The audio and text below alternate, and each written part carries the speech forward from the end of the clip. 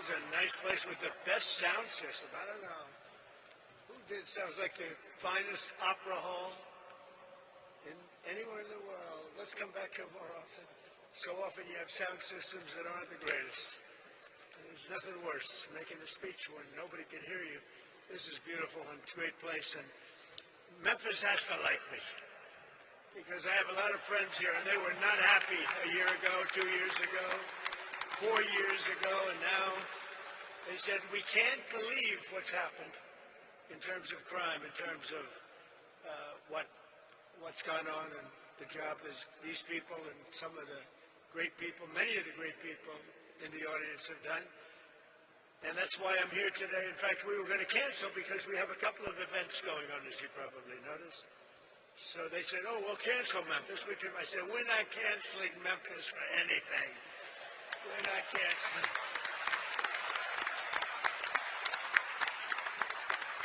We're not going to cancel Memphis, but we do have some big things happening, and very positive, I have to say. So before getting to our important discussion this morning, let me provide a brief update on Operation Epic Fury, which is a very good name, as it turns out. That was a name. They showed me 20 names, sir. What name would you like? I didn't like any of them. And then I get toward the end, I said, you got to be kidding. What? Operation Epic Fury. I love that name. And it's very appropriate for what's taken place, if you know, in Iran, because we knocked out their Navy, we knocked out their Air Force, we knocked out their anti-aircraft, we knocked out everything. And we did it with fury, actually. As I announced earlier, based on preliminary conversations between the United States and Iran over the past 2 days, I've directed the Department of War to temporarily postpone planned strikes against major energy and electricity targets in Iran. They have very, very big, new, actually, and very expensive, billions of dollars it costs to build them. One missile, one of our powerful ones, and it comes down to the ground like it was made out of dust. But to determine whether a broader agreement can be reached, we've had very good discussions, very, very good discussions. And you have to understand, I know my whole life has been a negotiation, but with Iran, we've been negotiating for a long time. And this time, they mean business.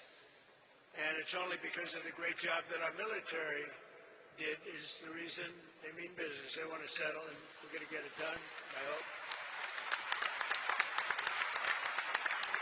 So, hopefully this will be possible, but no matter what, we'll ensure that Iran never obtains a nuclear weapon. They can't have a nuclear weapon. They would have had one if we allowed the Obama deal to stand. That was the Iran nuclear deal, they called it. They would have had one. Marcia 3. I tell you what, Martha, we would have nuclear weapons up there when, would you say, 2 years ago, 3 years ago, or 4 years ago? We would have been in a position that nobody wants to be in. We won't allow ourselves to be in that position. Over the past 3 weeks, the United States military and our partners have been decimating Iran's military capabilities with overwhelming firepower, skill, lethality, and force, and we're destroying their ballistic missiles and drones programs with launchers down by more than 90%. We're hitting their launchers at a level that nobody even thought of before, 90%. They can't launch them, and they don't have very many of them, because most of them have been annihilated. But we've annihilated their defense industrial base, eliminating their Navy. We had 158 ships are down. I said to my people, why didn't you capture the ship?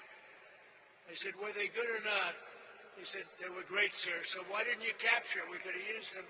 They said, it's more fun to put them at the bottom of the sea. But they're not there anymore. So we eliminated their Navy, Pete, right? And that's gone. We eliminated their Air Force. We eliminated all of their air defense, everything. We eliminated everything there is to eliminate, and we eliminated them. We eliminated their leaders. We had the first set of leaders. They're gone. Then they met, 88 people met. And it's sad. I mean, it's sad they couldn't have made a deal. We could have made a deal with them a long time ago. Then the second set, 88 people met to pick a new leader, and they're now extinguished. and then they're meeting again, but now nobody wants to be the leader. It's one of the few political jobs that nobody wants anywhere in the world. Nobody wants it. It's a very dangerous job. My job is dangerous too, but their job is worse.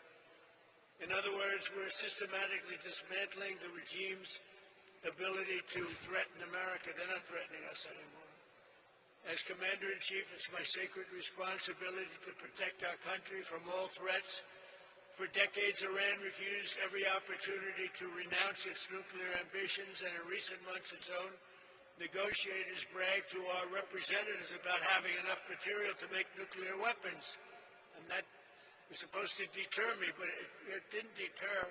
It made me more anxious, and it just made it much more important. This mission that we're all on together was much more important, and we did it quicker. Iran's missile capabilities were also growing so fast that it would soon have become virtually impossible to stop them. Once they have a missile, once they have what they were building was incredible. And you got a little glimpse of it by the fact that when they came out, they started shooting all of their neighbors. Their neighbors weren't fighting with them. They were getting along okay with their neighbors. And I was surprised. Everybody was surprised. And it actually worked in reverse because their neighbors then turned against them. Now Iran has one more opportunity to end its threats to America and her allies, and we hope they take it. Either way, America and the entire world will soon be much safer and will be a much more secure planet. In addition to all of this, we're working on so many different things. You know, our economy was fantastic. We had a Dow at 50,000. They say it couldn't happen in 4 years. It wouldn't happen during my term. But if I got anywhere close, it would be a great success. Well, in my first year, we hit 50,000. And with the S&P, they said, even more difficult. They said it would be impossible to hit 7,000 on the S&P. And we hit that in our first term. And then, unfortunately, I called Pete, I called General Kane, I called a lot of our great people. We have great people. And I said, let's talk. We got a problem in the Middle East. We have a country known as Iran that for 47 years has been just a purveyor of terror, and they're very close to having a nuclear weapon. We can keep going and get that 50,000 up to 55 and 60 is no end, or we can take a stop and make a little journey into the Middle East and eliminate a big problem. And Pete, I think you were the first one to speak up. And you said, let's do it, because you can't let them have a nuclear weapon. So we are now having really good discussions. They started last night, a little bit, the night before that. And I think they're very good. They want peace. They've agreed they will not have a nuclear weapon, et cetera, et cetera. But we'll see. You have to get it done. But I would say there's a very good chance. And it began when I said that we were planning tomorrow on shooting down some of their power plants, and we're going to hold that up. Hopefully we won't have to do it, and hopefully we can make a deal that's good for all of us, including the Middle Eastern allies that have been very good to us, including Israel that's been a great partner in this fight. They've really been a good partner in the fight. They fought hard. But we'll see what happens. I think there's a very good chance we're going to end up in a deal. And so we're giving it 5 days, and then we're going to see where that takes us. And I would say at the end of this period, I think it could very well end up being a very good deal for everybody. As good as if we went all the way and just literally annihilated the place, which if we don't have to do that, that would be a good thing, not a bad thing. In addition, after the appalling lines and massive disruptions at major airports nationwide last weekend, I am again demanding that Democrats in Congress immediately end their disgraceful shutdown of the Department of Homeland Security and restore the full funding for airport security and the TSA. They are holding it up because they want to take care of illegal immigrants coming into our country. They want to take care of criminals that are in sanctuary cities. They want to take care of transgender for everybody, literally the mutilization of our children, men in women's sports. But what they don't want to do is give us anything to do with citizenship for voting or voter ID. Can you imagine? We're the only country that doesn't do voter ID. Every country does voter ID. You know, brought to my attention today that we're the only country that does mail-in voting. Mail-in voting means mail-in cheating. I call it mail-in cheating. And we got to do something about it all. And it's part of Homeland Security. And I'm suggesting strongly to the Republican Party, don't make any deal on anything. The most important thing we can have is what's called the Save America Act. Don't make any deal on anything unless you include voter ID, and you have to be a citizen to vote. You have to show citizenship to vote. Very easy to do. It's very insulting when they say people can't do it because they don't know how to do it. Anybody that can't do it, I think it's a very insulting thing to say. The Democrats are fully to blame with the struggle of the great American public is going through at the airports. They're going through a big struggle right now, and we just put ICE in charge, and they're helping TSA, the agents, and they're working together so far very well. I actually suggested that in the airports they take off their masks, and they did that.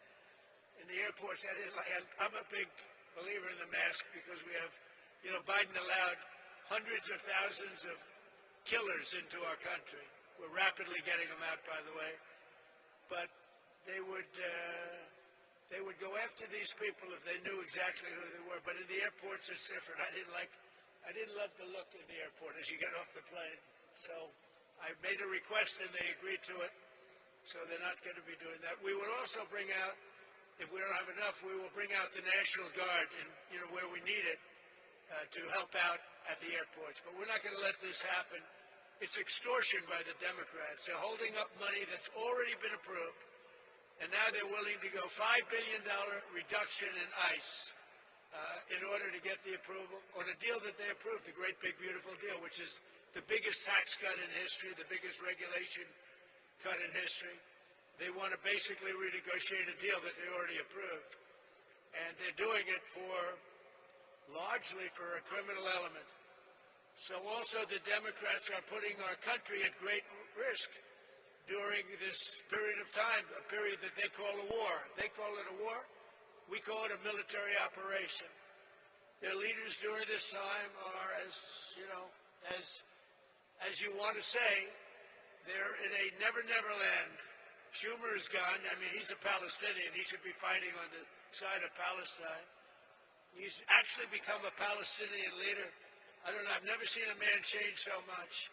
He used to be pro-Israel, now he's pro-Palestine. I've never seen anything like it. And, you know, he's worried he's going to lose this next election, which it only depends if anybody runs against him. If anybody runs against him, he'll lose. But he's gone very wacky and very dangerous for our country. But we want all of those things. We have to have them. We want voter ID. We want proof of citizenship as part of our funding. We want to merge them so that we can get the great, big, beautiful bill in action, and we can get the America and Save America. You know, they called it the SAVE Act, but nobody knew what the SAVE Act was. So I said, you have to call it, under any circumstances, you have to call it the Save America Act, because everybody knows what that is. So they want funding taken away from the ICE patriots who are responsible for getting rid of the criminals that Sleepy Joe Biden, the worst president in the history of our country, and his gang of thugs in the White House. You talk about weaponization. They weaponize everybody. You know, when Pam looks at somebody, oh, it's weaponization. They've indicted me. What they've done to me and everybody else, it's a disgrace. They're the weaponizers of what they've done to people. We can never let that happen again. We can never let them get away with it again. They are the greatest weaponizers. Fortunately, it didn't work because here I am with you. So it didn't work out too well. Didn't work out too well. But they want to have people come into our country. And so many of these people are murderers. They're drug dealers. They're the worst criminals anywhere in the world. They want them in our country. They don't want them to come out. They make it almost impossible, but we get them out anyway. They should have never been allowed to enter our sacred ground. These people should have never, they came from all over the world. They came from all over. They came from the Congo in Africa. They came from all over South America, Asia, everywhere. And they were from jails and mental institutions. They were drug dealers. They were murderers. 11,888 murderers. In any event, the Democrats are being blamed by the American people for the catastrophe going on right now at our airports and at other points of transportation and beyond. And we want the public to know we're not going to let them out of this trap that they created for themselves. And I'm suggesting very strongly that the Republicans, in going for the Save America Act, that you weld it into exactly this, because voter ID is part of Homeland Security. Think of it. We're talking about two separate items, but they're really the same. Voter ID is part of Homeland Security. And citizenship, proof of citizenship, is part of Homeland Security. So I think it should be welded in. I think it should be together. You should vote together, because the public has not liked what they've done at the airports. And they've done it, and the public understands it. They've gotten wise to them. Republicans do not settle with Democrats and let them out of this hole that they've buried themselves in. You have to take the votes in the Senate to approve. You need votes to approve. We have to get Democrat votes. And at a certain point, if you could get rid of the filibuster, it would be great. It would be great. Get rid of the filibuster and get it all done. So we'll get it done. We want another thing. We can, or we don't have to, add those other items. And by the way, they say they're 80-20 items. They're not 80-20. They're 99-1. Men playing in women's sports is a 99-1. You look at transgender mutilization of our children, that's a 99-1. And we have that in the bill, too. So they won't sign it. They let the people reject them. And what we have to do is we have to win the midterms. This is the most important election. Because all of the gains that we've made, we built the greatest economy, the greatest military. I built the military in my first term, and we built the greatest military in the world. We're showing it now with Venezuela, with Iran. Everybody knows we have the greatest, most powerful military in the world. And we're in a position that we haven't seen. We're respected. You know, our country now is respected all over the world. A year and a half ago, we were a laughing stock. We were a laughing stock. The King of Saudi Arabia told me a year and a half ago, he said, President, I can't believe what's happened to America. 1 year ago, you were a laughing stock. Nobody thought you could ever survive. Now you're the hottest country. Use that expression. He said, now you're the hottest country anywhere in the world. And we are now. Congratulations, because we're all partners in this deal. You're the hottest country anywhere in the world. It's really amazing. So I congratulate you. It's a great feeling, because we were laughed at for 4 years with this guy that should have never been president. So I'm tying Homeland Security into voter identification with picture and proof of citizenship in order to vote. And those two items are the most important thing having to do with Homeland Security. So it should be part of the Homeland Security bill. And I'm requesting that the Republican senators do that immediately. You don't have to take a fast vote. Don't worry about Easter going home. In fact, make this one for Jesus, okay? Make this one for Jesus. That's what I tell him. That's would be a damn good thing. The most important part of Homeland Security is voter ID and proof of citizenship. Nobody can vote on Homeland Security without voter ID or proof of citizenship. And you can't have Homeland Security without voter ID or proof of citizenship. So we're tying them together. So now, if you don't mind, let's get to the reason why I'm in Memphis and why you're doing so well. Because Fred Smith, everybody know Fred Smith? He was a friend of mine. And he created, from a sort of failed report at like Harvard or whatever, he did a business report, a concept he had, that was his thesis, a concept he had to build a company, and it was FedEx. So he gave this thing where he takes packages, he delivers them, who the heck knows what he put down, Bottom line is they gave him a lousy mark. I don't know if they passed him or not, but they didn't give him a good mark. They say, this is the most ridiculous business plan we've ever seen. Fred, go back to the drawing board and try something else, because this won't work. Well, he decided to go for it, and he built FedEx, and it's an amazing story. And he was a very good friend of mine. But he would tell me that he didn't know what to do about Memphis. It was so dangerous that they would have a board meeting, and the board members, they would demand it, that they could not walk 1 block to their hotel. You know the hotel I'm talking about. It was so dangerous. And now they tell me this is like an entirely different place. It's like Washington, D.C. In Washington, D.C., we had the same thing, and now it's amazing. It's such an honor, too.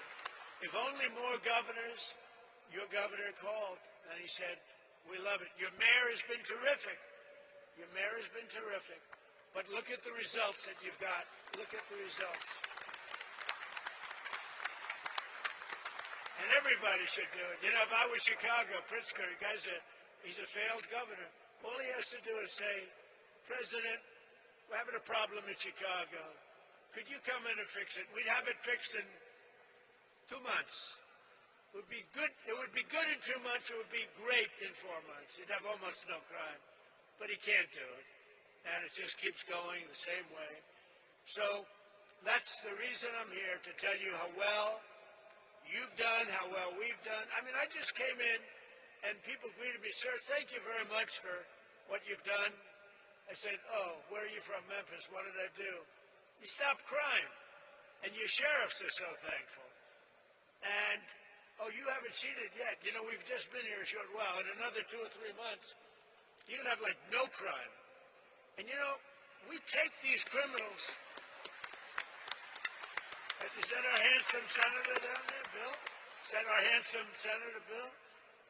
You got both of them down, but you're going to have a new governor here soon, I guess, huh? You're going to have a very new governor. Would you two stand up as senators? Please stand up. Two of the greatest people. Two of the greatest people. They never let me down, you know? Some let me down. They never let me down. Thank you. Last September, my administration launched the initiative modeled on D.C. Safe Task Force in our nation's capital. One of the most amazing things, I mean, I hate to say it, now I can say it, but our nation's capital was one of the most dangerous places on earth. People were being killed. They'd go in from Iowa. They'd go from Indiana to see the Washington Monument, and their parents would get a phone call they'd been killed, and it was happening a lot. It was really bad. And like this, actually, yours was at a level higher, to be honest with you. It was really bad. But it was happening a lot, and now you walk down Washington, it's like everybody that sees me in Washington, we've been doing that another couple of months longer, everybody sees me in Washington, they say, thank you, sir. Thank you. And I immediately know what. You know, they could thank me for a lot of things. I said, are they thanking me for the economy? I know immediately. We have people working in the White House, young women. They walk, I would say normally beautiful young women.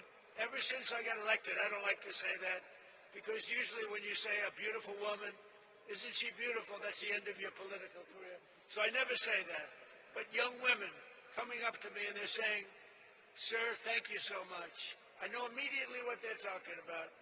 I say, how big a difference is it? They say, we walk to work. We were afraid to walk into an Uber. We were afraid to walk into a car. The car would be, it didn't matter. The car was being robbed when we were in the car. And it was much more than being robbed. Being robbed was the least of it. And we took out over 3,000 people. And you know, there's an expression that 90% of the crime is caused by 2% of the population. And when you hear that, you realize why we can do such a good job. We moved 3,000 people out, permanently out of Washington. These were career criminals. Many of them came in through the Biden open border disaster. They came in. They weren't there. They came in. They said, we want to live in Washington where they'll take good care of us, give us plenty of welfare. And we got them all out. We moved them back to their countries. Sometimes we'd put them in prison because they were so dangerous.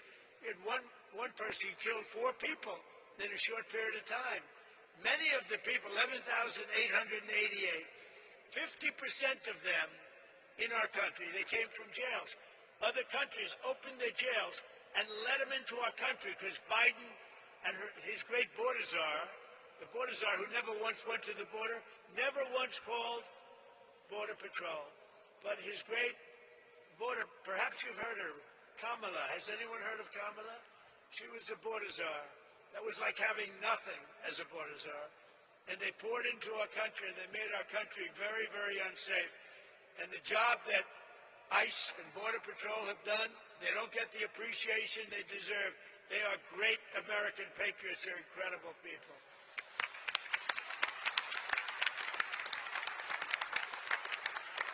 So we brought together 22 federal agencies, state and local police, and 1,500 members of the incredible National Guard to smash the grip of the violent criminals in this iconic American city. The city is incredible. People love it so much, but they're just fed up.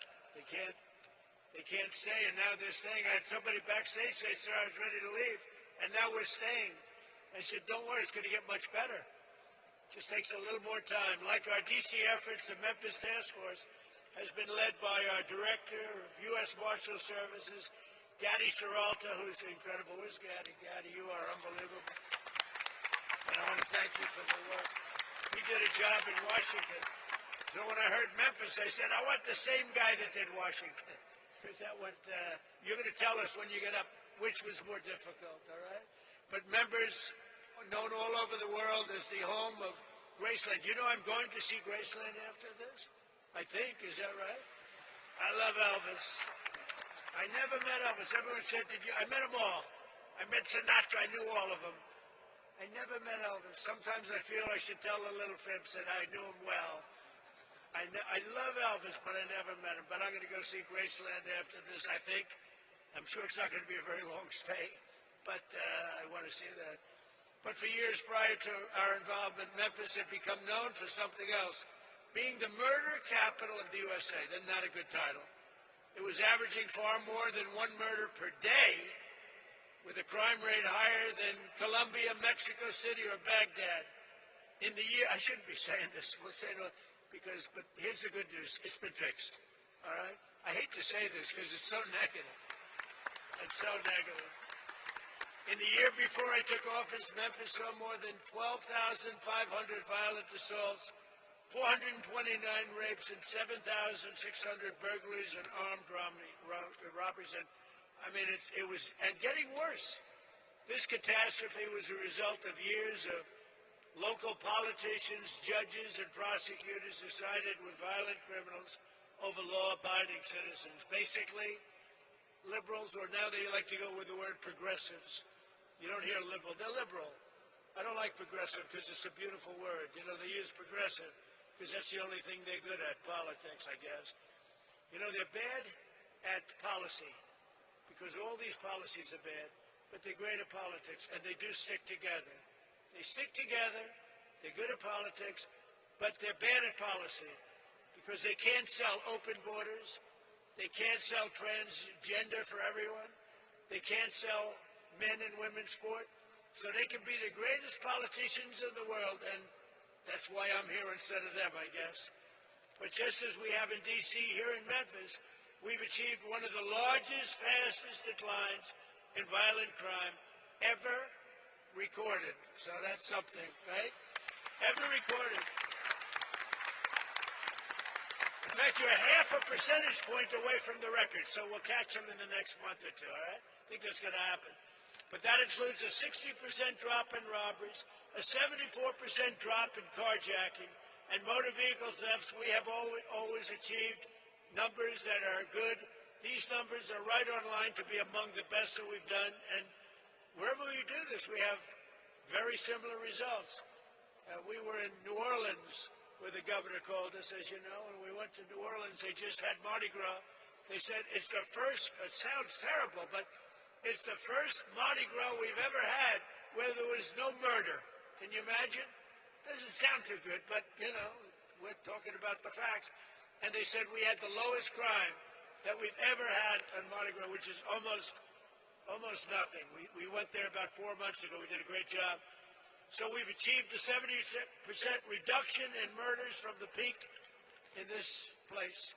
In total, we've arrested 7,000 criminals, seized more than 1,100 illegal guns, taken more than 1,000 pounds of illicit narcotics, and rescued more than 150 missing children, making their parents beyond happy.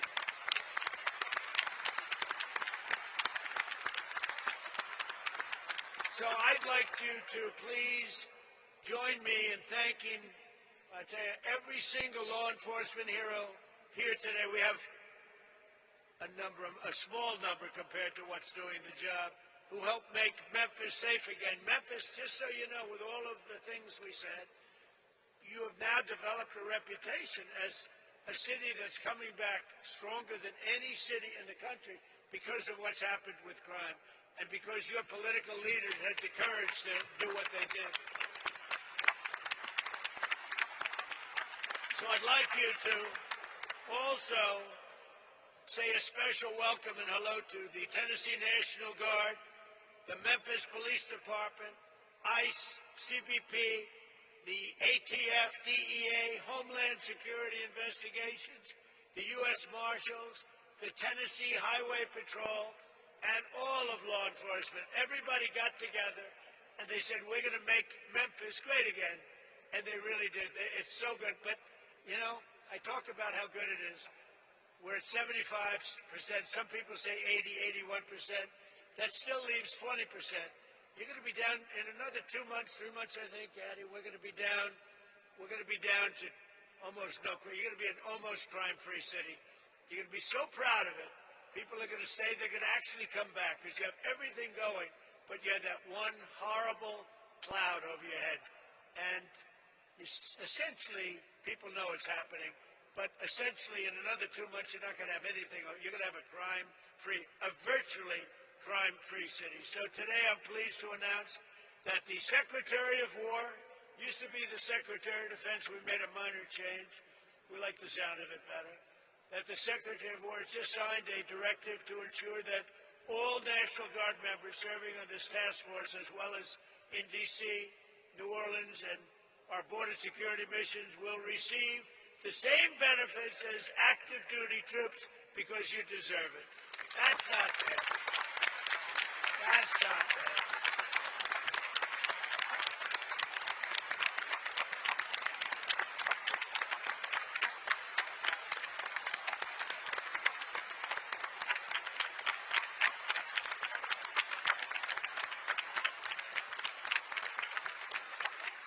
So before we leave, I want to thank Attorney General Pam Bondi, Secretary of War Pete Hegseth. These are great people. Chief of the National Guard Bureau General Stephen Nordhaus, FBI Director Kash Patel, wonderful guy, actually. You had to get to know him. Once you get to know him, he's a wonderful guy. I've known him too long, right? He's a good guy. DEA Administrator Terry Cole, what a job he's done. Acting Director of ICE, where's Terry? Good job, Terry. What a job. In Washington, too. Acting Director of ICE, Todd Lyons. Todd, great. Thank you, Todd. Good job. Head of the ATF, Rob Cicada. Rob. Thank you, Rob. Head of the Tennessee Highway Patrol, Colonel Matt Perry. Thanks, Matt. And head of the Tennessee National Guard, Major General Warner Ross. How are you? You guys look central casting. These are central casting people. What did you need us for? You didn't need us. Anyway, they had to let you do your job, right? They're letting you do your job now. Thanks as well to Tennessee Governor Bill Lee for the outstanding job. Thank you very much, Bill. We appreciate you.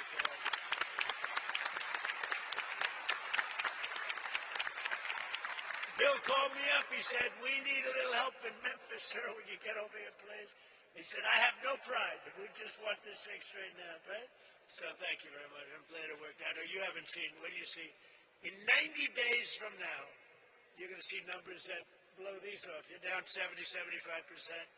You're going to see numbers that you're going to be very proud of.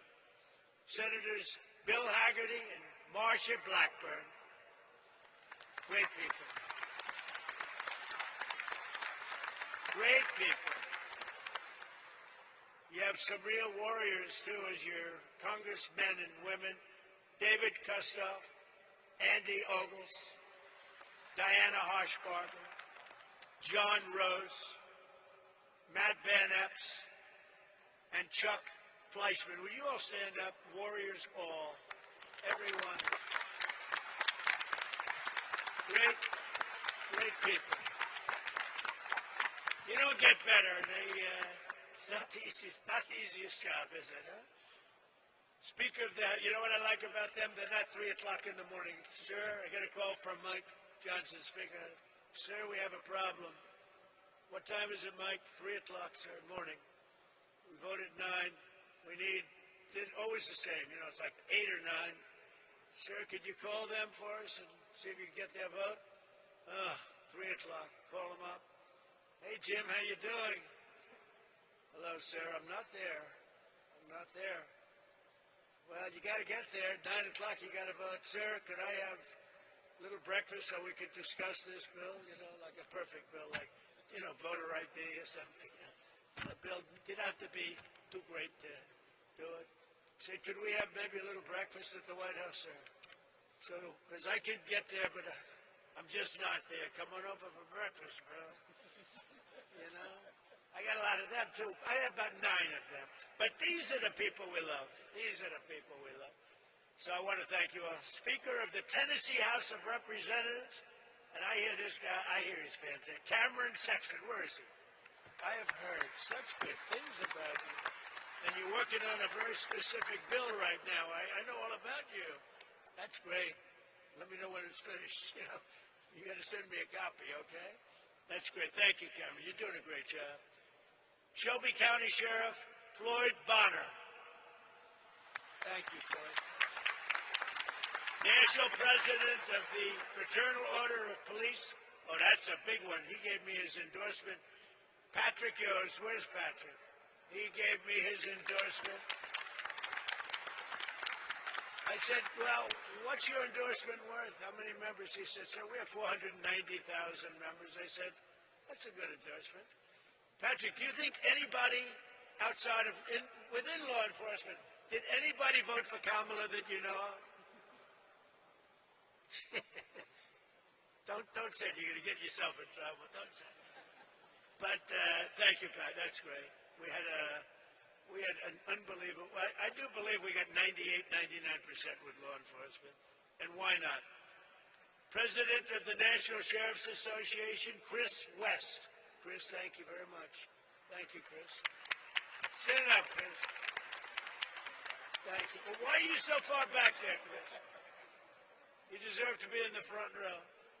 The National President of the Federal Law Enforcement Officers Association, Matt Silverman. Great guy, too. They're all great guys, all guys we know. All guys, thank you, Matt. They're all guys that supported me, Pam, every one of them. For years, our leaders allowed entire cities in America to be destroyed by crime, drugs, and gang violence. Tolerating this violence was always a choice. 19 of the 20 most dangerous cities in America are run by Democrats. I'm surprised.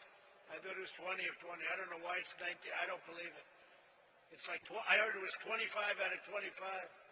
Well, I'll find out about it because I don't believe it's right. Whoever wrote that statistic is wrong. But under the Trump administration, we believe that no city or neighborhood should be left behind. In Memphis, the crime became so horrible that residents were made prisoners of violence in their own community, in their own home. But with the help of the great people right here at this table and right here, it's a whole different story right now. It's changing fast, and it'll be record-setting in a very short period of time, and I'll be here to celebrate it with you. You know, it's a very special state to me. I won this state bill by numbers that nobody's ever won it before. We have the all-time record for votes. So I happen to like the state. I love Tennessee. Maybe someday I'll move to Tennessee. I might have to move there. No, I love it. You never know what that is. You know, you just have a relationship with the state. It's a lot safer than relationships with other things, I can tell you as a politician.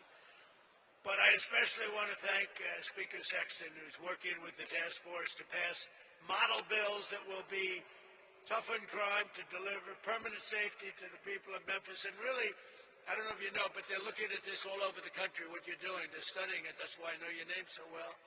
And all over the country, they're studying it. And so I hope you do a great job, as simple as you can and as complex in the sense of we want to be tough. We want to be strong on crime because that's the thing.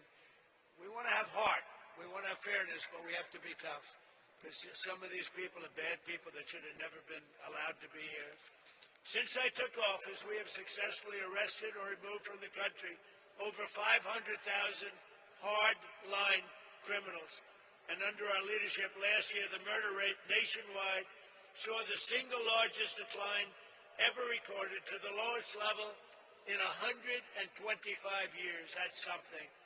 That's something. And this is despite the fact that they allowed 25 million people into our country. Many of those people should never have been allowed into our country. So now I'd like to ask Director Gatti Seralta, who's really a special guy, and I've lived with him because of Washington, D.C. I saw what he did, but to say a few words. And congratulations for what you've done everywhere, but today we're only interested in one place, Memphis, Tennessee. Thank you very much, Gatti. Thank you, Mr. President. Thank you very much. So good morning to you, and thank you, Mr. President.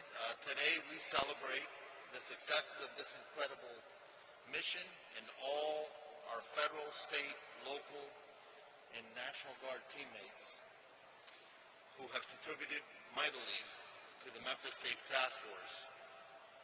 Mr. President, it is an honor to be entrusted by you to lead this amazing task force as Director of the United States Marshal Service.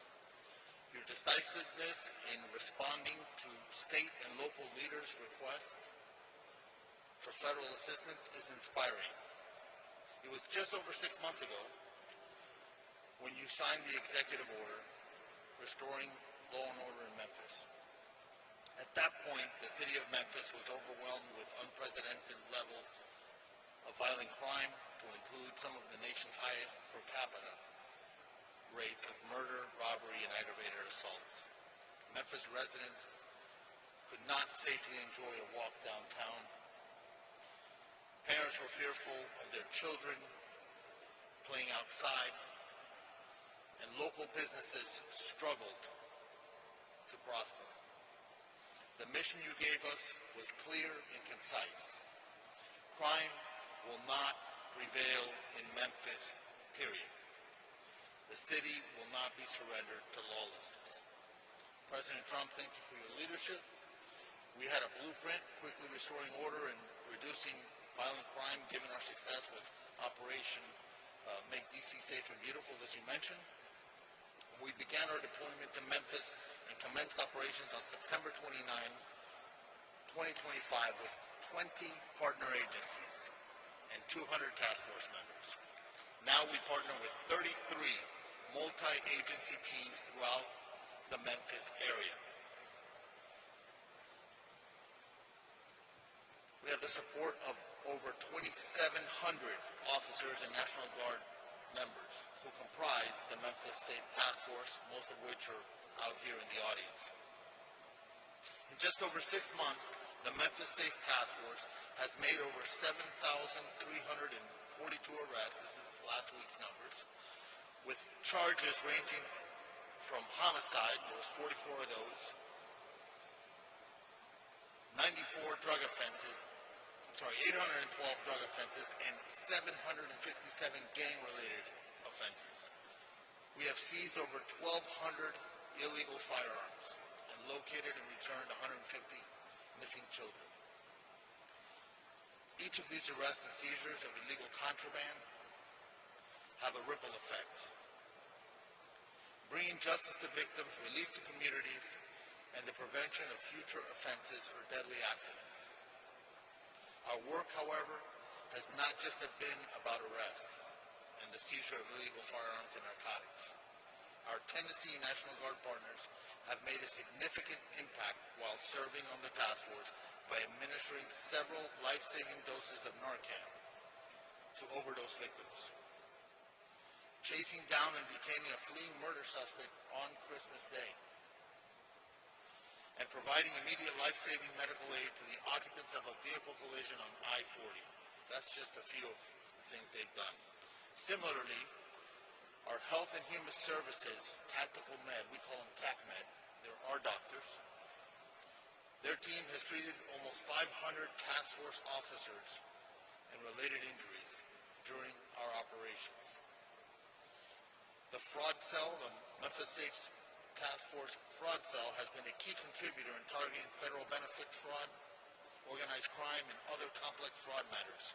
The fraud cell has more than 80 open investigations, 33 cases active with the United States Attorney's Office. Their recent efforts have resulted in 2 indictments of convicted sex offenders living in housing paid for by Housing and Urban Development, and 1 indictment for stealing benefits from a Social Security beneficiary. I would also like to recognize the work of Attorney General Bondi's incredible staff at the Western District of Tennessee. Their stats tell a remarkable story as well. They have increased the number of defendants charged by 221%, and the number of cases indicted by 204%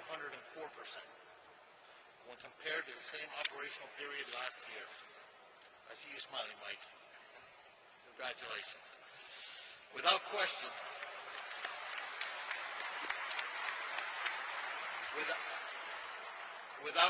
the public safety outlook in Memphis has improved dramatically.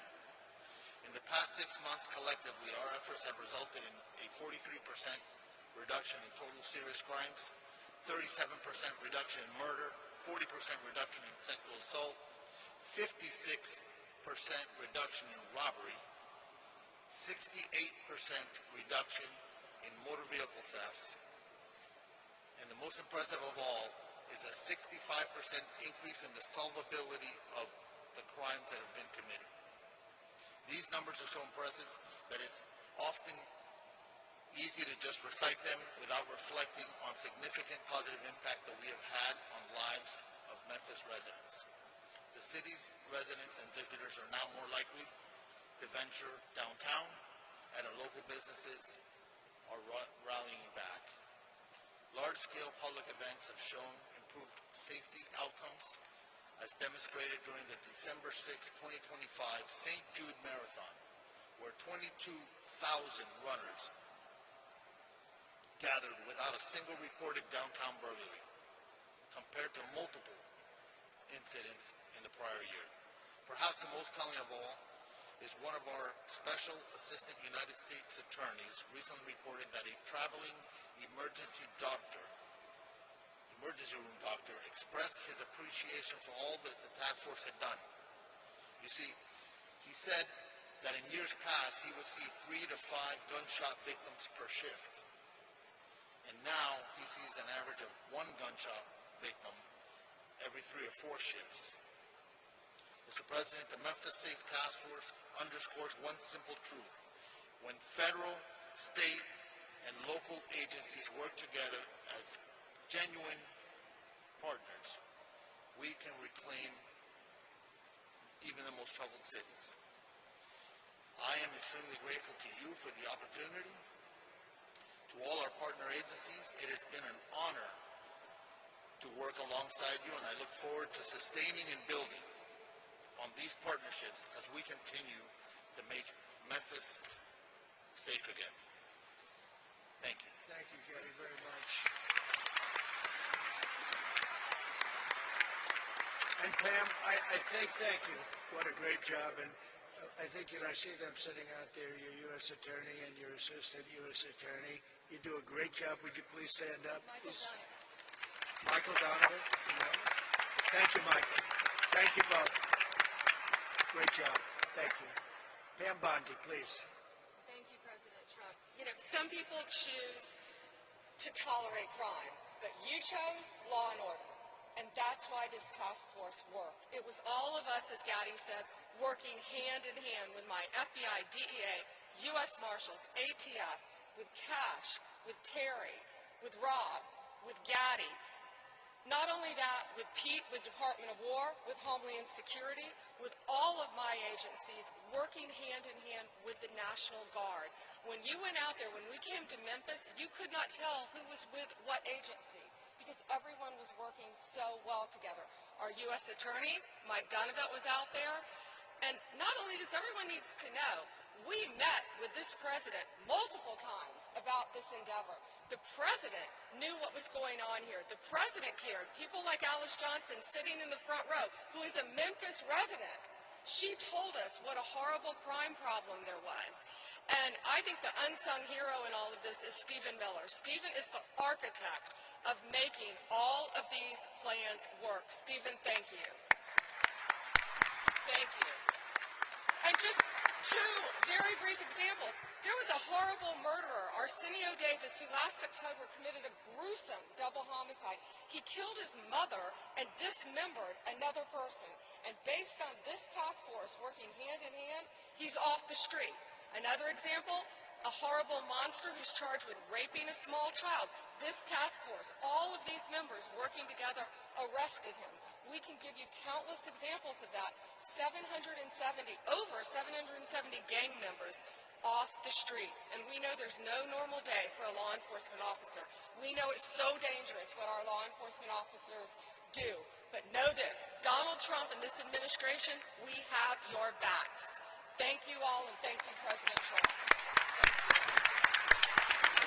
Thank you, Brett. And Pete Hegseth, who's been unbelievable at what he's doing, is nobody better. It was a wise choice. Pete, go ahead. Well, thank you, Mr. President. Thank you for your historic leadership on Operation Epic Fury. The success you've laid out was only possible because of the military you rebuilt, as well as the historic success here in Memphis. And I want to start by thanking every patriot in this room, in law enforcement, and the nearly 1,500 National Guard members for your heroic efforts in this operation.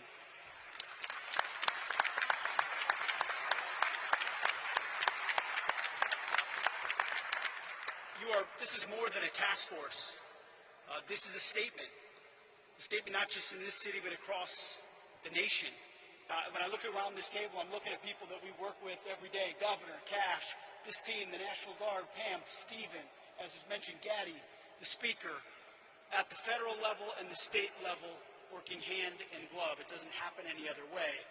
You see, before President Trump, our nation was set on a perpetual course of decline. Our defense industrial base had been hollowed out. Our military had lowered its standard, prioritizing equity over merit and lethality. And right here in cities like Memphis, our people were focused on enduring just what seemed to be the status quo of rampant, vicious crime. Well, they let those cities burn to the ground, literally. In the name of hollow humanitarianism, weak leaders, and that's what it is, it's weak leaders, previously provided sanctuary for hordes of dangerous illegal aliens who preyed on our most vulnerable. Soft on crime, defund the police nonsense tied the hands of our brave law enforcement heroes while the bad guys ran wild. And the most basic tenets of public safety, the foundations of any civilized society, were labeled as too toxic to implement. Well, not under President Trump. Such engineered chaos combined with a wide open border. By the way, thank you for agreeing to sign that declaration for the Memphis troops, the DC troops, and the troops on our border. They'll now be paid and get benefits just like folks on active duty. Thank you for that, Mr. President. It's an important step of demonstrating how serious this mission is to the Department of War. It's common sense. And it was that same common sense that brought President Trump back to the White House. People were sick and tired of the never-ending crisis. And under President Trump, we will not allow depraved, suicidal ideologies to destroy our great cities. No longer will we sit idly by while illegal aliens and savage criminals rape, murder, and poison the good people of this country. Because every American, without exception, is entitled to safe, clean, and beautiful cities. Cities where you can walk in peace, cities where law enforcement can do their job. And to that end, the Department of War stands shoulder to shoulder with state and federal partners so that our streets can be defended once again. Kind of like the visual I'm looking at right here. I see a lot of civilian leaders and police, law enforcement leaders in the front. And who's behind you? Men and women in camouflage, having your back every single day like we do in this mission. So thank you for working tirelessly to protect this state and restore law and order. And the results, they speak for themselves. Your presence has led to a massive reduction in crime, a reduction the good citizens of Memphis deserve. So thank you, Mr. President, for your leadership in restoring street by street, neighborhood by neighborhood. You are saving Memphis, Tennessee, and the country, and we are grateful for it. Thank you, Mr. President. Thank you, Peter. Thank you. Mr. Governor, please. Yes, sir. Welcome back to Tennessee, Mr. President, especially to the iconic, great American city that is Memphis. We oftentimes say Nashville's the heart of Tennessee, but Memphis is the soul. And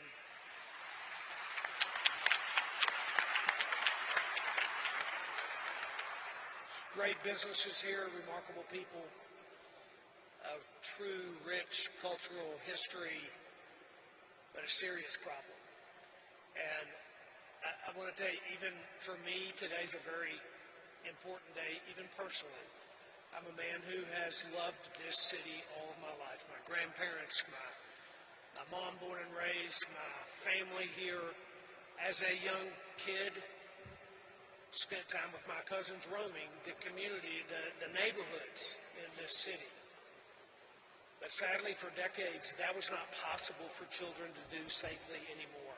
And to watch this great city be plagued by a crime like it has for decades was a very tough thing for Tennesseans to do. But as was said earlier, what's happened in the last 6 months has changed that story entirely. And because of your leadership, Mr. President, putting together the Memphis Safe Task Force, putting these people, this leadership team in place, funding and making possible resources that have never before been made available to a city like has been made for Memphis. Because of that, because of the leadership here, and these, especially these men and women of law enforcement and the National Guard, who have, in fact, gone shoulder to shoulder with not only the multiple agencies involved, but with the people of Memphis. What has happened here has created generational change and will create generational change, and it could not have happened except for what's happening and what we're celebrating here today. So the people of Memphis are grateful. This governor is grateful. I thank you for the work that's happened. And we are looking to the future. We believe that great things lie ahead for this city. There's a lot of work yet to be done. The General Assembly, and we are working together with the General Assembly to create legislation that will make certain that this is a lasting effect for our city. I'm very hopeful for the men and women of Memphis that have prayed for a long time that the violence would stop, for the businesses that have held strong to create jobs and opportunity for Tennesseans. I have a lot of hope for the future. I do believe and have believed all my life that this is a great city, and now it is on a trajectory of greatness beyond where it's been in the past. Thank you for that. And I will say, I want to introduce Stephen Miller to speak next. There is one person who showed up here early, actually multiple people at this table, but he said his commitment to whatever we needed for this city and for this task force to be successful. He committed that when this began, and it has happened. And we're not done, but the statistics speak for themselves. What Gaddy just read out a while ago is hard to imagine when we first started this just 6 months ago that these were going to be the results. There's more to go, but we're grateful for the work. And Stephen, your commitment to us, Tennesseans, truly are grateful for it. And your commitment to President Trump's strategy, not just to make Memphis safe, not just to make Tennessee safe, but to make all of America safe again. So thank you, sir.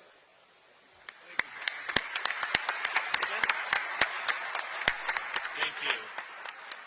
But first and most importantly, thank you to President Trump, whose vision and courage and determination has achieved something that if you had predicted it 15 months ago, people would have said it was impossible. If you had said 15 months ago that we would achieve the lowest national murder rate, not in 5 years, or 10 years, or 15, or 20, or 30, or 40, but in 125 years, nobody would have believed it possible.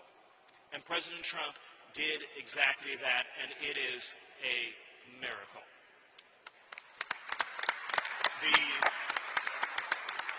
Just think about this for a second. Under President Trump's leadership, the largest reduction in murders in American history, the largest reduction in violent crime in American history, the largest reduction in drug overdose deaths in American history, the largest reduction in fentanyl in American history, the largest reduction in illegal immigration in American history, and the largest number of criminals arrested, removed, or deported in American history, all done in 1 year. I would just say this, if we had an honest media in this country, the statistics I just gave you would be 24/7 on the news. Nobody could have ever predicted such an achievement would be possible. The second thing I want to thank President Trump for is assembling the greatest national security and public safety team in American history. Because President Trump believes in merit and competence in people who get things done. So you look around the table of who President Trump chose for these jobs. You start with Rob or Gaddy or Pam or Pete, Cash, Todd, Terry, the whole entire team. What President Trump put together has never been rivaled in history. That's how you get things done. He chooses people based on their skill, their competence, their ability, their determination, their dedication, and their loyalty, and you're seeing the results. So I just want to again thank President Trump and of course thank the governor as well, who picked up that phone, called President Trump, and said, I want you to help make Memphis safe, although I bet the governor would agree he could never have imagined this safe, this quickly, this many people behind bars. And let's just remember that because of the work that President Trump is doing, not only in Memphis, not only in Washington, D.C., but all over the country, ultimately, it will save and is saving tens of thousands of American lives. It is, I'll use that word again, what President Trump has done on border security and public safety is a national miracle that will be studied not only for generations, but for centuries to come. Thank you, President Trump. Thank you, Steve.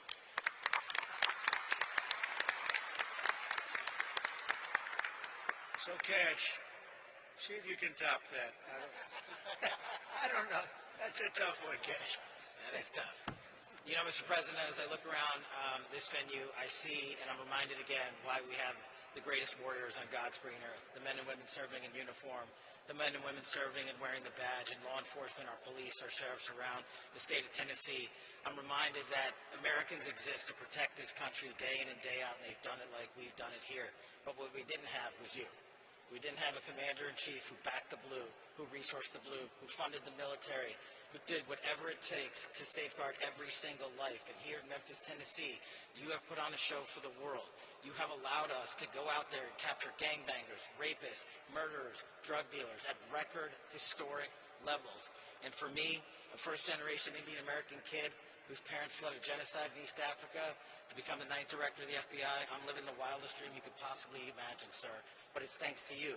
But more importantly, what I see when I look out across our great partners here in the interagency and our great legislatures and our great prosecutors and our great attorney general who has the guts to go out there and make arrests, turn them into prosecutions, and put people in prison, you are giving that dream to every single child in the state of Tennessee. You are inspiring the nation and law enforcement to come up and wear the badge and wear the colors of this country and safeguard our men and women for generations to come. This is an enduring mission, Mr. President, because you have made it enduring. It is going to go on for generations to come. They are going to try to achieve what you accomplished here, what Stephen said, in just one short year, and they're going to be doing it for decades because America was smart enough to elect you as our commander-in-chief. So while we're out there fighting for the dreams of our children, just know, Mr. President, how many millions of dreams like mine are going to be lived thanks to your brilliant leadership. Mr. President, thanks for delivering America the safest country on God's green earth. Thank you very much, Cash. You did pretty good. Thank you very much. Mr. Speaker, please.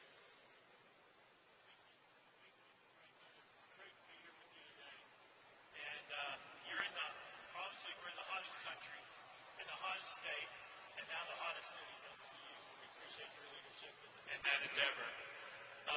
Also, it takes strong leadership, Mr. President, to do what you do. We thank you for that and having a strong team as well.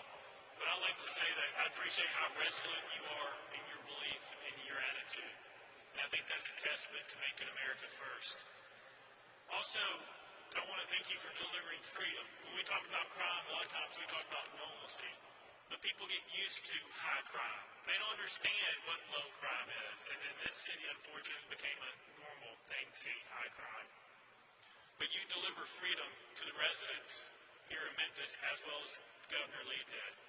And it's as little as watching a kid or a child who said they had a bicycle in their living room and now they're able to ride it outside. We take that for granted. We take that freedom for granted, but because of you, now here in the city of Memphis, kids can ride their bicycles outside, which they never had experienced before. And now what has happened when you have freedom, Mr. President, you have opportunity. You now have hope, you get independence, and then comes prosperity. And that's what making America great is all about. They can be anything they want to be. It doesn't matter where you start out. You can end up wherever you want to be, and that's exactly what you're doing, Mr. President. And we can talk about crime statistics, but I want to thank you for saving hundreds of lives. And I mean by saving hundreds of lives is those individuals who were not shot and killed in the city of Memphis. Those are saved lives that have something else that God's going to give them to do in their life other than be a crime statistic. In your short period with your team's approach, there are 10,000 less victims in the city of Memphis. Think about that. That hundreds of lives saved, 10,000 less victims. That is an accomplishment that you have never seen in this aspect.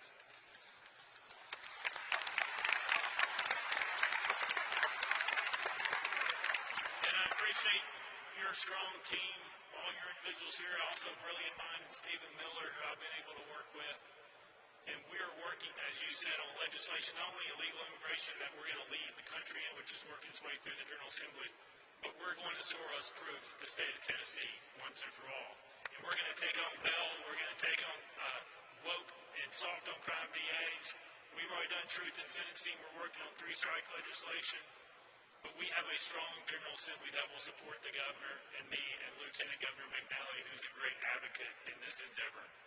And the last thing I'll say, Mr. President, is I appreciate your resolve to not allow people's words to distract you from your destiny. Stephen Miller just laid out what that destiny looked like, which is untouched in our history.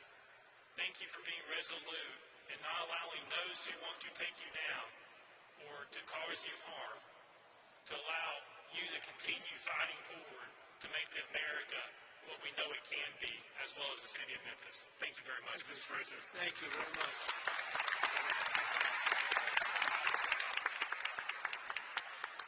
And now we have the ICE director, very important. He's done a fantastic job. Todd, please.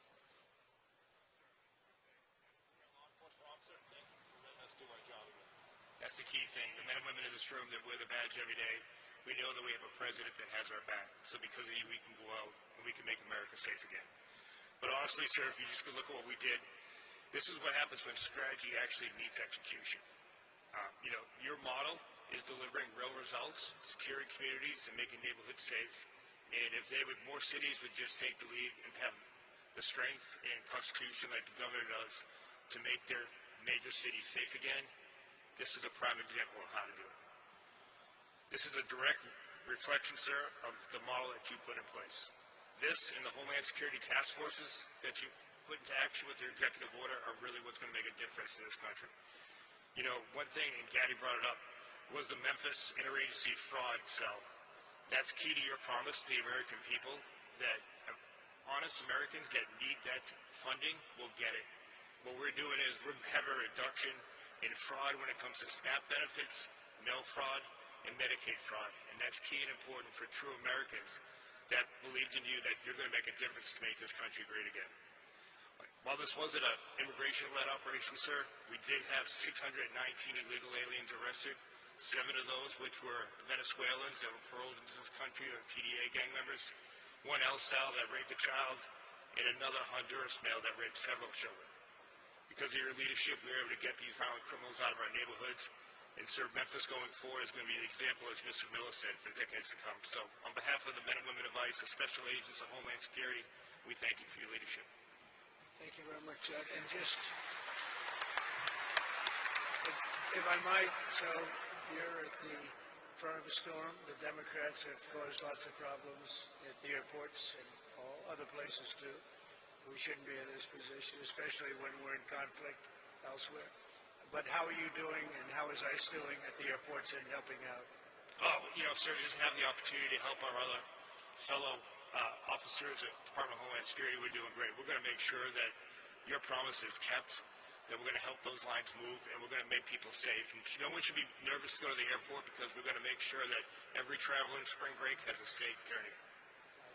Great job. You're doing a great job. Thank you very much. Rob Cicada, please. Rob.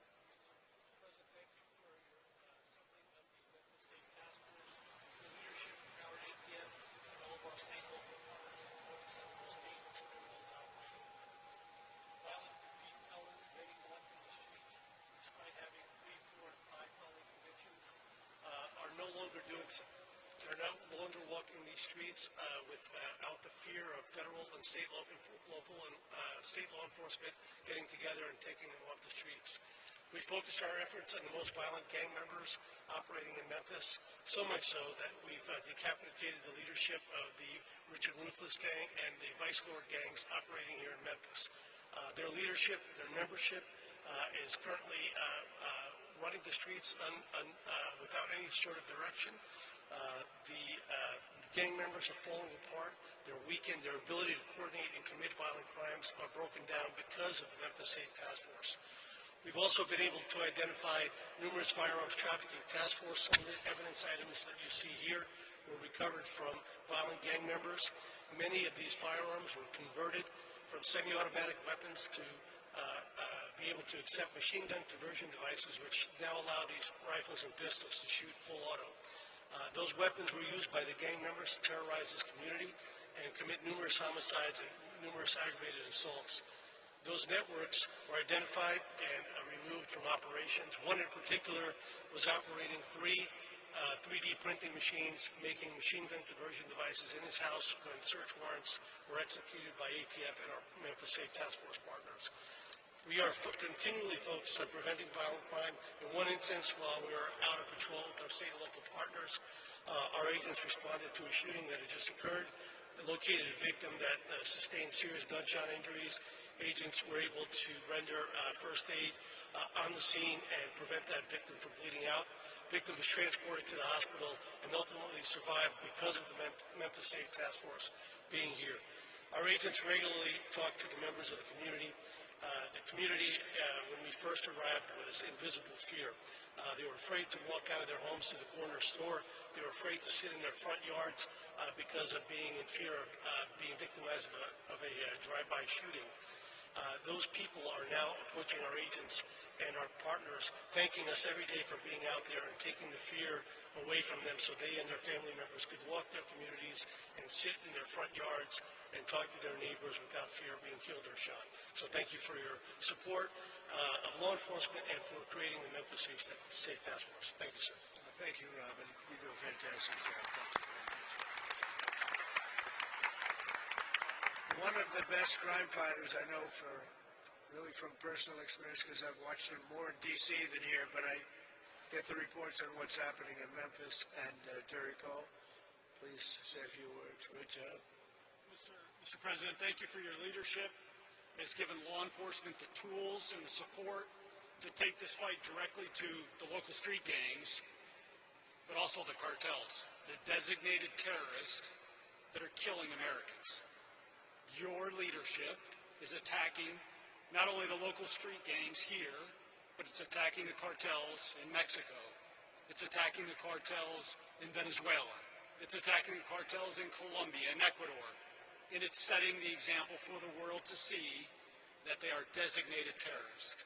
They are fueling the violence in our streets. The DEA, along with our local task forces, are disrupting the supply chain, dismantling networks, and saving American lives. This is America first. This is Americans first. The DEA is proud to stand along with our federal, state, tribal, and local partners here in Memphis with our amazing military and National Guard. The work has just started, Mr. President. We will take the battle wherever the battle leads us.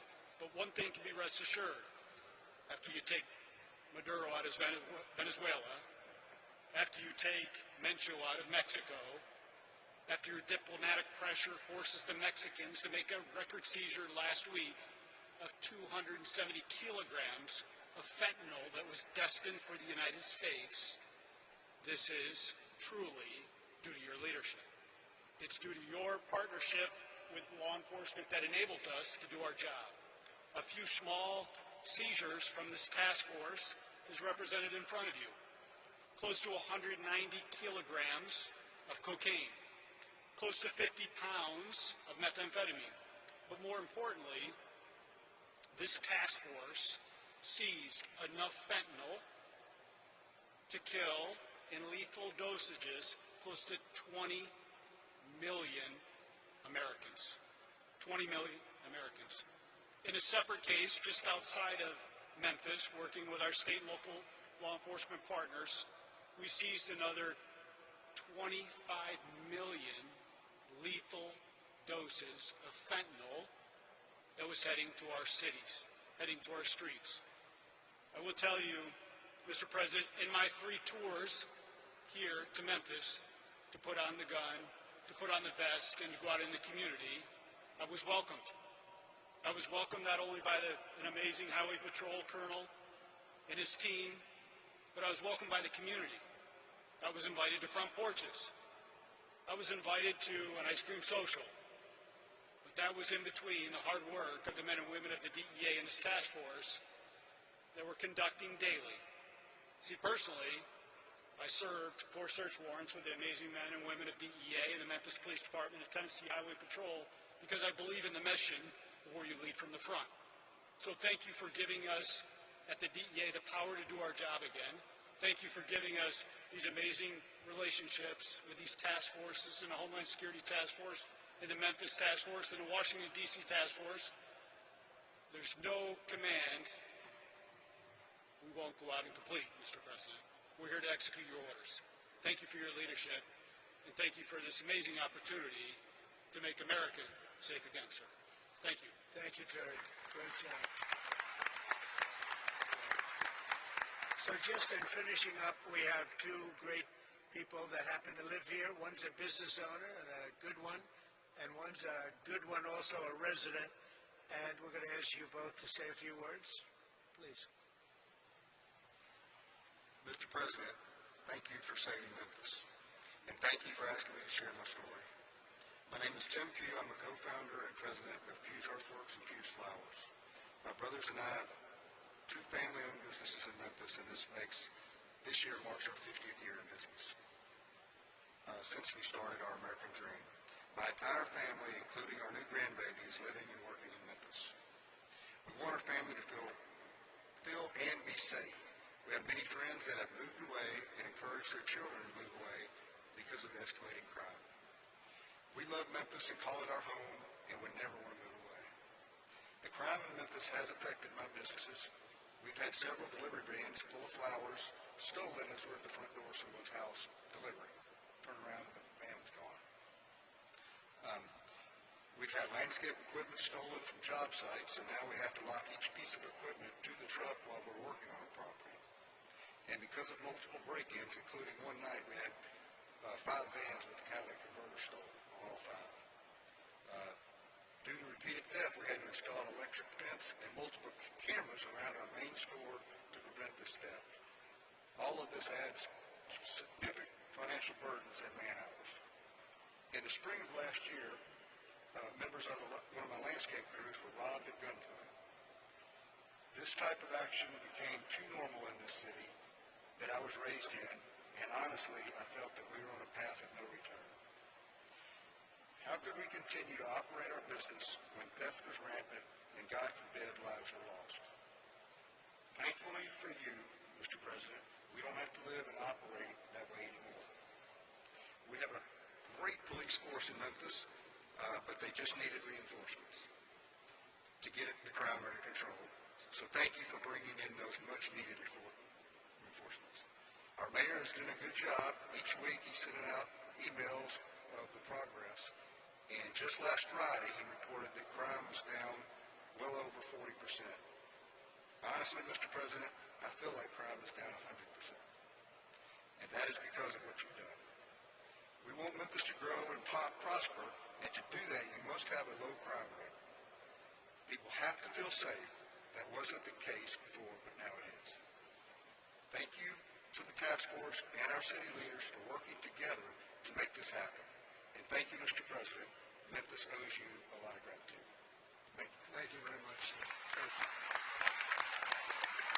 Great. And your business is doing well. That's great. It's going to get better and better. You watch. Thank you very much. Delisha? Thank you so much, Mr. President.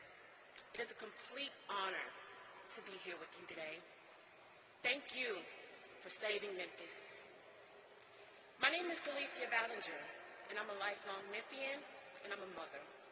And I wanted to speak with you today, not just as a citizen, but as a mom who's lived through what Memphis has become.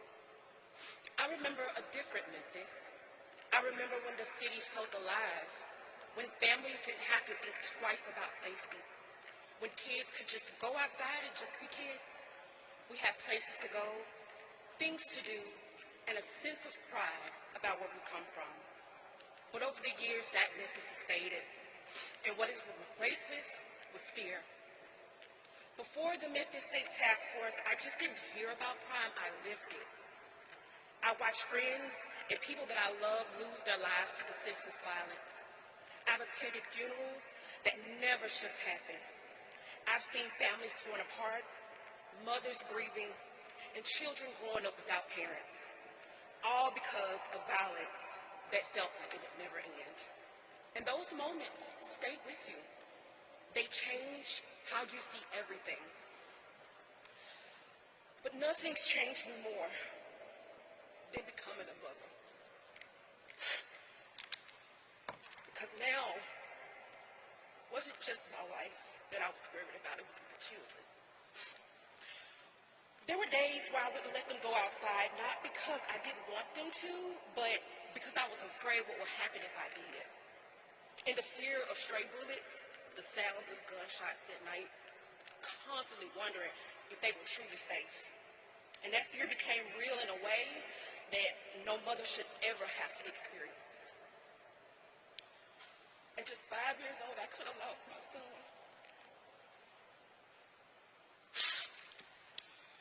There was a drive-by shooting, and a random bullet came through my home in that very same space where my son played. And to that day, this bullet hole is still in my wall, a permanent reminder of how close I came to losing everything. My family we are good people. We work hard every day to have everything that we have, only to have it taken away from us. We've experienced multiple burglaries in our home, and it wasn't just the material things that were stolen, it was our sense of security, our peace, our livelihood. And that violence just wasn't inside of our home, it was all around us.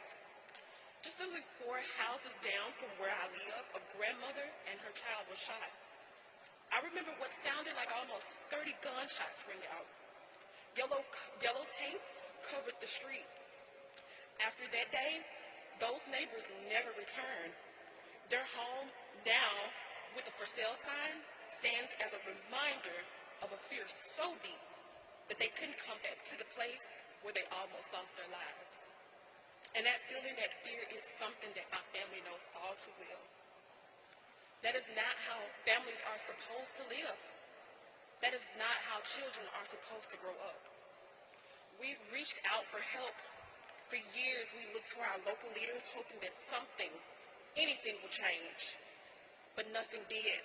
And that was until you, my president, stepped in. I need you to understand what that meant for families like mine. because in a matter of weeks, we felt a difference. Today, I can sit out on my porch and drink tea in peace. My children can go outside and play in our backyard again, and for the first time in 5 years, I don't hear any gunshots in my neighborhood. It's been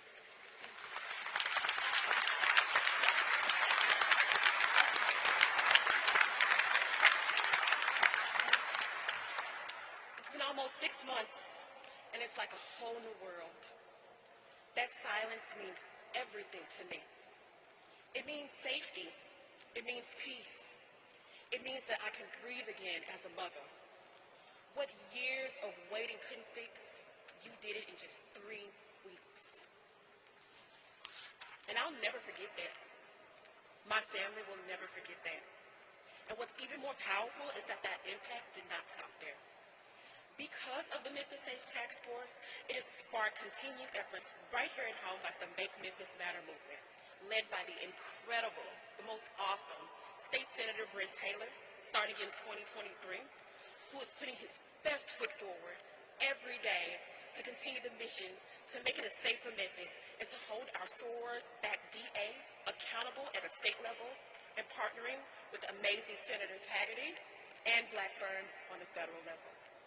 And it's because of leadership like that, I believe that Memphis can become that place that I once remembered. So from the bottom of my heart, thank you. Thank you for seeing communities like mine. Thank you for taking action. Thank you for putting Americans first, especially right here in Shelby County, Memphis. Because this isn't politics for me. This is my life. This is for my children. In fact, President Trump, my son, my beautiful son is here today, and he would like to wave and say thank you because now he's free to live a normal childhood. Brandon, stand up for me, baby.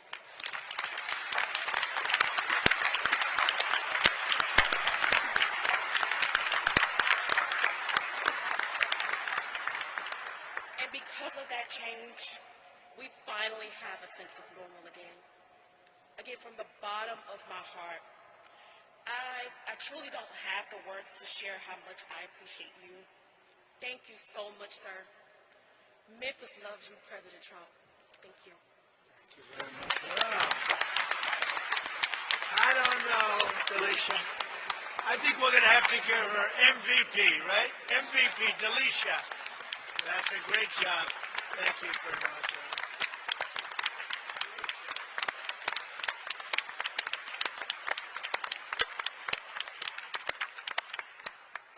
I think she has to run for office. Would you like to become a Republican? She said, I am a Republican. I love this. Anyway, great job. Thank you very much. Appreciate it. Really beautiful. So you're going to see some fantastic results. You already have, but you're going to see some numbers that are going to bring you into a level that few cities attain.